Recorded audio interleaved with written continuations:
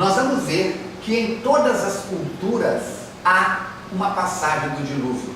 No Brasil, quem já leu a lenda de Ceci e Peri, porque é lenda, vai ver que um grande temporal, uma grande tempestade começou a cair e não parou. E foi caindo, e a terra foi sumindo, e as águas foram se avolumando. Ceci e Peri se agarraram ao tronco de uma carnaubeira, que é uma palmácea do litoral nordestino. E depois de vários dias sobrevivendo ali, a chuva diminuiu, as águas cederam, e esse dilúvio deu origem ao rio Solimões. Qual que é o rio Solimões? Deságua no Amazonas, que vai nascer lá em cima, numa região totalmente diferente. Assim, este dilúvio está presente em outras culturas. Então, parte disso pode ter sido realidade, e parte disso é folclore, como tem esse folclore que eu contei daqui e de outros pontos mais. Se nós levarmos o Velho Testamento ao pé da letra, teremos que ter uma cultura muito grande do povo hebreu para separar o joio do trigo. Quando Moisés diz, por exemplo, que Deus fez o mundo em quantos dias?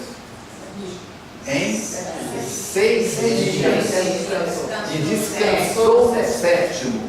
Nós vamos ver que a geologia mostra isso. As 6 eras de criação do planeta Terra. E depois a natureza deu um repouso, um descanso. Dá para entender? Então o dia, a palavra dia no idioma aramaico, podia se referir a um período de 24 horas, ao período de uma semana, ao período de um mês, de um ano, ou ao período de uma era. Se você não tiver a leitura do conjunto, pensar só um ponto, você vai ter dificuldade de explicar aquilo. Então Noé existiu? Talvez sim, talvez não. Se existiu, não do jeito que foi colocado. Ele pode até ter construído um grande barco, não é isso? Ter colocado nessa embarcação um casal de cada animal, daquele que ele tinha acesso e convivia regionalmente. Levar pombinhas para dentro da barca é fácil. Como é que você pega andorinha? Tenta pegar um casal de andorinha hoje para você ver. Não consegue. Não é que ele pegaria um casal de águia, né? Ou outra ave de rapina. Não conseguiria. Então eu te pergunto, é ou não é uma parte folclórica? Precisamos então adequar essa história, esse conjunto para o Velho Testamento. Senão a gente entra em parafuso. Há necessidade de uma flexibilidade para ler o Velho Testamento. Ok. Vamos voltar então para Moisés, que a gente tem mais umas 3 perguntas. Onde? É a 7 que eu vou fazer agora. Moisés, em Deuteronômio 18:11, proíbe a prática da mediunidade. Esse aí é famoso. Nem quem consulte os mortos. O direito só proíbe condutas possíveis. Essa questão, então, não seria uma prova irrefutável da imortalidade da alma? Se é, por que ainda existe a não aceitação por outras religiões? Cada pessoa puxa a brasa para a sua sardinha. Então, olha lá. Se ele proibiu consultar os mortos, se só se proíbe o que é execuível, possível de ser feito, por que ainda não entrou na cabeça de todas as religiões? Porque o interesse deles não é no fato da realidade de poder se consultar os mortos, mas no fato da proibição. Por quê? Porque senão dentro das igrejas outras pessoas vão começar a ter contato com os espíritos que não os chefes, e aí eles vão perder o poder, a hegemonia. Você olha para uma paisagem e pode fixar numa árvore, num ipê roxo, florido à distância. Outra pessoa chega na porta do prédio, olha a paisagem, foca num carro que está lá embaixo. Outro olha para um avião ou para uma nuvem que está no céu. Então a nossa energia flui na direção da nossa atenção. Eu olho para a Jana e digo, gente, que brinco lindo. A Ana olha e diz assim, que sapato extraordinário. Nós estamos olhando para a mesma pessoa, mas com o foco em duas coisas diferentes.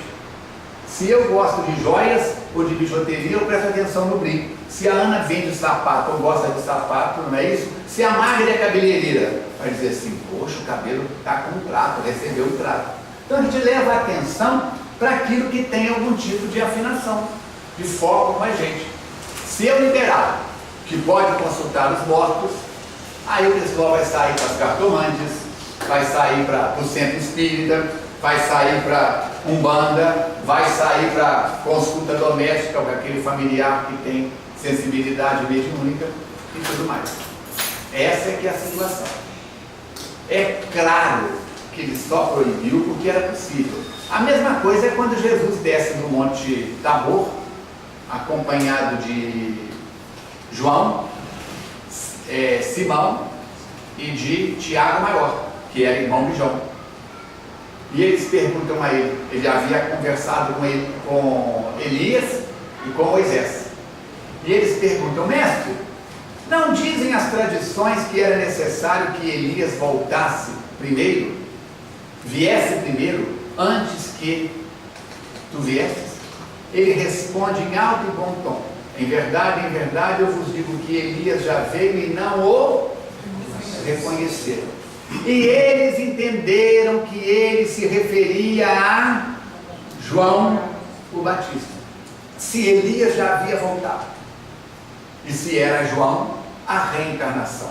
Não é citado essa explicação em nenhum programa de televisão de religiões que tem uma intenção de manter as pessoas focadas só naqueles pedacinhos da Bíblia que é do interesse do dízimo e da salvação pela agregação naquela comunidade, naquela assembleia. Quando falamos isso, não tem nenhuma crítica da nossa parte.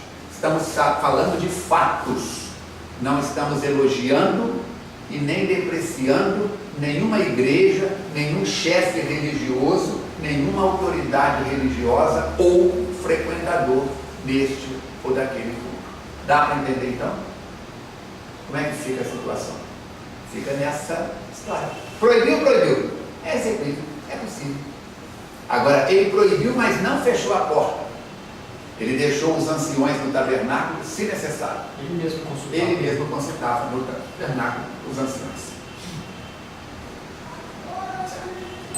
Pergunta número 2, a última de Moisés. Lendo o livro Faraó de Menefetá, de Rochester, observamos quanto ele se utilizou dos poderes mediúnicos de efeitos físicos. Sim.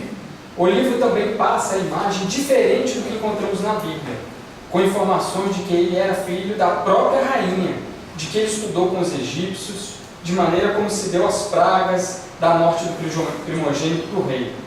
Podemos confiar nas informações desse livro? Respeitosamente, eu confio mais nas informações desse livro do que nas informações da Bíblia.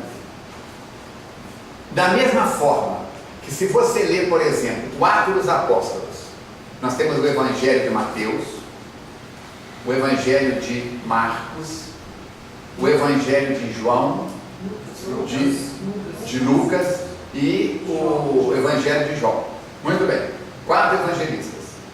Vamos ver que Mateus e João conviveram com Jesus. Marcos é filho de João Marcos, pouquíssimo, era uma pré-adolescente na época. E Lucas nunca viu Jesus. E nós vamos ter um 5º evangelho, reconhecido nos cânones da Igreja de Roma e também das igrejas protestantes, que é o Atos dos Apóstolos.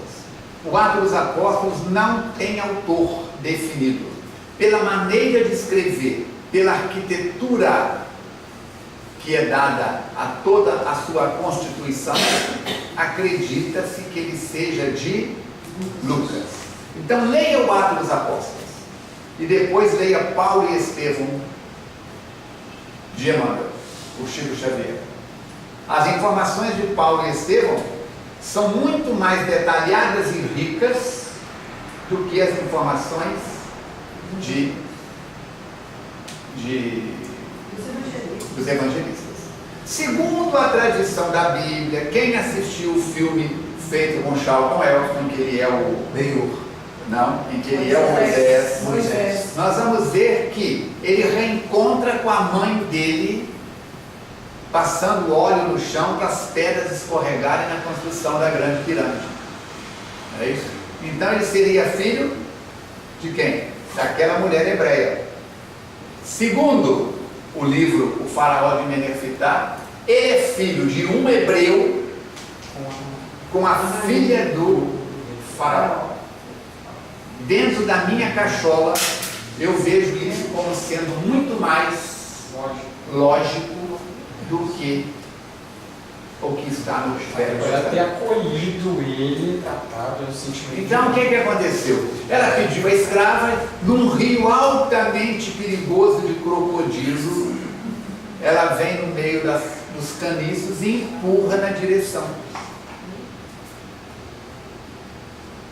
Resposta justa e perfeita. Uma grande interrogação. É o que nós temos. Mas, lendo as duas fontes, eu fico com Rocha. Vamos entrar um pouco na Gênese agora.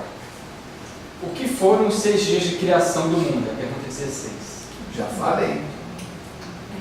O que foram os 6 dias de criação do mundo? 6 eras da humanidade. Aconselho vocês a lerem o primeiro livro de Emmanuel que eu comprei, A Caminho da Luz. Quando o Fernando Valentim de Andrade, Fernando Sapateiro, me ajudou na transição do catolicismo para o espiritismo, eu li os livros dele. E ele falou comigo: você precisa ter os seus livros. E na época eu tinha 10 cruzeiros. Eu engraxava sapato, eu fazia 5 no armazém do fundo do meu pai para ele me pagava por cento. Então eu tinha lá meus trocados, mas eu tinha 10 reais em caixa, 10 cruzeiros. Aí eu comprei, né? Comprei o livro dos Espíritos, o Evangelho, o livro dos Médiuns e comprei o Céu, o que é o Espiritismo. Comprei isso. E deu, acho que 8 cruzeiros e 50 centavos. Sobrava 1 cruzeiro e 50 centavos. Eu então procurei, a gente recebia o catálogo impresso da FEB, eu procurei um livro de R$1,50. E o primeiro livro que eu encontrei na lista A, letra A, Caminho da Luz, R$1,50, Emmanuel. Alguma coisa me disse, é esse. Então foi o primeiro livro, fora de Kardec, que eu li, foi A Caminho da Luz.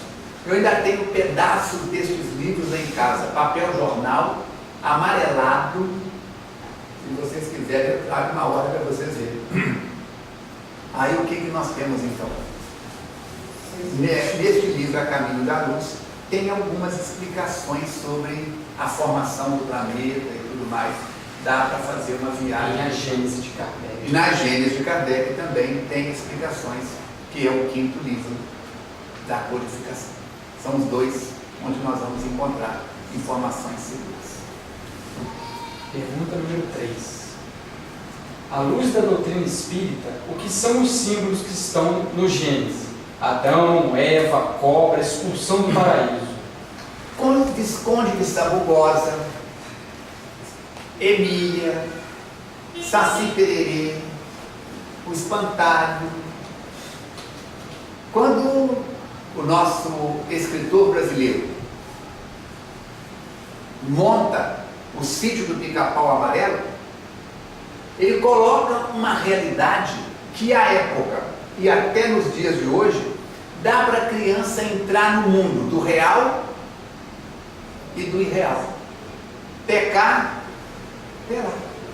Moisés não tinha elementos para explicar para o povo hebreu. Ele que era um iniciado, porque passou pela formação de todas as escolas e graus entre os egípcios. Depois ele sai, tem contato com outras fontes de informação, inclusive dizem que com os caldeus. Ele tem conhecimento. Ele que é médium de efeitos físicos, o fenômeno da sarça ardente, ele conversa com Deus. Ele não está conversando com Deus, ele está conversando com o espírito superior.